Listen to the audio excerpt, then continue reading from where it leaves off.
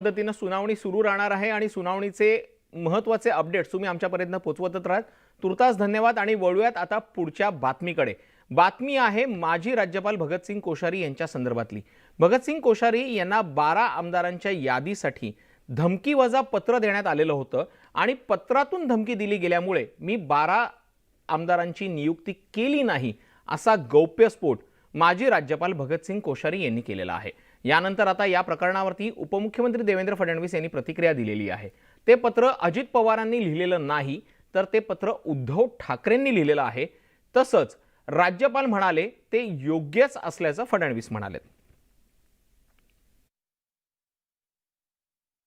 मला जी माहिती आहे त्यानुसार ज्यावेळी तिन्ही पक्षाचे नेते नंतर राज्यपालांना भेटायला गेले होते त्याच राज्यपालांनी त्यांना ॲडवाइस केलं होतं की अशा प्रकारच्या धमकीच्या पत्रावर राज्यपाल कधीच कारवाई करत नाही, योग्य फॉर्मॅटमध्ये तुम्ही पत्र पाठवा।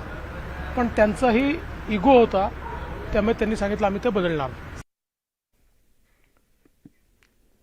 शिंदे गटानं एकीकडे शिवसेनेवरती दावा सांगितलेला आहे, त्यांना शिवसेना मिळाली आहे। त्यानंतर आता संसदेतल्या शिवसेना कार्यालयाचा ताबाही एकनाथ शिंदे गटाच्या खासदारांकडे देण्यात आलेला आहे।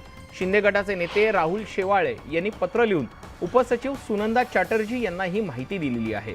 संसदेतले हे कार्यालय शिंदे आणि ठाकरे दोन्ही गटांकडून वापरण्यात येत होतं, मात्र आता ही मालकी पूर्णपणे लोकसभा सचिवालयानं शिवसेनेला दिलेली आहे।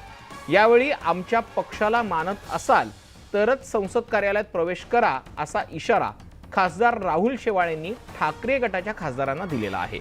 विधान भवनातील शिवसेना पक्ष कार्यालयानंतर आता संसदेतील शिवसेना गटाचं कार्यालय सुद्धा शिवसेनेला मिळाल्यामुळे मुख्यमंत्री एकनाथ शिंदे यांच्या घरी बैठक घेतली गेलेली आहे आणि या बैठकीत संजय राऊत यांच्या अपात्रतेसंदर्भात चर्चा होणार असल्याचं सांगितलं जात आहे।